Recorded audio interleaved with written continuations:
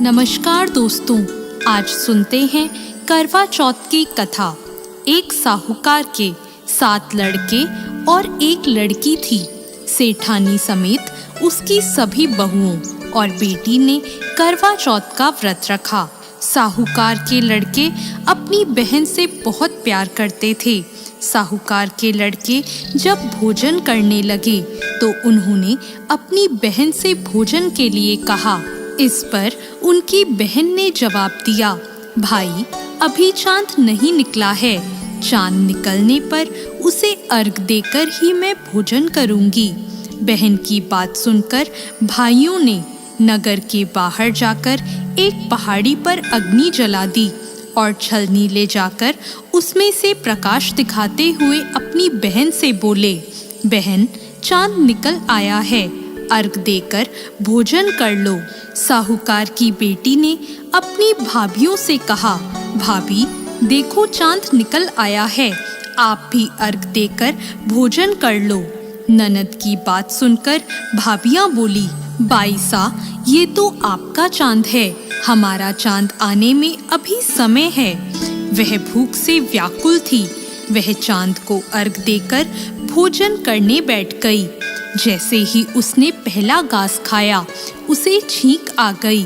दूसरा घास खाते ही उसमें बाल निकल आया और तीसरा घास अभी खाने ही वाली थी कि उसके ससुराल से बुलावा आ गया कि पति बीमार है और जिस भी हाल में हो तुरंत ससुराल पहुँचे। उसे विदा करने के लिए माँ ने जब बक्से से कपड़े निकाले तो काले कपड़े मिले। दूसरी बार सभी कपड़े सफेद निकले। बेटी बोली, माँ तुम रहने दो, मैं चली जाती हूँ। माँ घबराकर बेटी से बोली, बेटी रास्ते में जो भी छोटा बड़ा कोई भी मिले सबके पैर पड़ती जाना। जो भी बूढ़ सुहागन होने का आशीर्वाद दे तो वहीं अपने पल्ले में गांठ बांध लेना। बेटी बोली, ठीक है, और वह अपने ससुराल के लिए चल दी। रास्ते में उसे जो भी मिला वो सबके पांव छूती गई। सबने सुखी रहो, पियर का सुख देखो, खुश रहो का आशीर्वाद दिया। ऐसे वह अपने ससुराल पहुंच गई। ससुराल के दरवाजे पर छोटी ननद खेल रही थी। जब उसके पांव छुए तो उसने आशीर्वाद दिया, सदा सौभाग्यवती रहो, पुत्रवती रहो और बूढ़ सुहागन हो। यह सुनते ही उसने अपने पल्ले से गांठ बांध ली। घर में अंदर गई तो उसने देखा कि उसका पति मरा हुआ जमीन पर लेटा है और उसे ले जाने की तैयारी हो रही है। वो बहुत रोई, बहुत चिल्लाई। जैसे ही उसे ले जाने लगे वो रोती चिल्लाती बोली, मैं इन्हें ले जाने नहीं दूंगी। फिर भी जब कोई नहीं माना तो वो बोली, मैं भी साथ जाऊंगी। और वो नहीं मानी तो सब बोले, ले चलो साथ में। जब पति को जलाने का समय आया तो वो बोली, मैं इन्हें जलाने भी नहीं दूंगी। तो सभी बोले, पहले तो पति को खा गई, अब उसकी मिट्टी भी खराब कर रही है। लेकिन वो नहीं मानी। गांव के और परिवार के सभी बड़े लोगों ने यह निर्णय किया कि इसे यहीं रहने दो, इसके लिए एक झोपड़ी बनवा दो। वो वहाँ अपने पति को लेकर रहने लगी। वो पति की साफ सफाई करती और उसके पास बैठी रहती।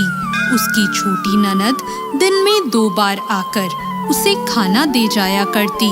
वह हर चौथ का व्रत करती, चांद को अर्घ देती, जोत देखती और चौथ माता आती तो चौथ माता कहती, करवोले करवोले, भाइयों की प्यारी बहन करवोले, घड़ी बुखारी करवोले। तो वह चौथ माता से अपने पति के प्राण मांगती। पर चौथ माता उसे कहती कि जब हमसे बड़ी चौथ आएगी तो उससे अपने पति के प्राण मांगना। ऐसा करते करते सभी चौथ आई और सभी यही कहकर चली गई। अश्विन की चौथ बोली, तुझसे कार्तिक की करवा चौथ माता नाराज है, वो ही तेरा सुहाग लौटाएंगी। जब वो आएंगी तो उनके पैर मत छोड़ना। जब करवा चौथ आने वाली हुई तो उसने अपनी छोटी ननद से पूरे श्रृंगार और सुहाग का सारा सामान मंगवाया और करवे भी मंगवाए। सास ने सोचा पागल हो गई है, जो मांगती है दे आओ। साहूकार की बेटी ने करवा चौथ का व्रत रखा। चांद निकलने पर अर्घ दिया, चौथ माता की जोत करी। जब चौथ माता प्रकट हुई तो चौथ माता बोली, करवोले करवोले, 7 भाइयों की प्यारी बहन करवोले, दिन में चांद उगाने वाली करवोले, घड़ी बुखारी करवोले। तब उसने उनके पैर पकड़ लिए और बोली, माता मेरा सुहाग वापस करो। चौथ माता बोली, तू तो बड़ी भूखी है, 7 भाइयों की प्यारी बहन है, तुझे सुहाग से क्या काम। तब वह बोली, नहीं माता नहीं, मैं आपके पैर तब तक नहीं छोड़ूंगी जब तक आप मेरा सुहाग वापस नहीं करती। चौथ माता ने सुहाग का सारा सामान मांगा तो उसने एक एक करके 16 श्रृंगार का पूरा सामान माता को दे दिया। चौथ माता ने अपनी आँखों से काजल निकाला, नाखूनों से मेहंदी निकाली और मांग से सिंदूर निकाला और चिटकी उंगली का छींटा दिया।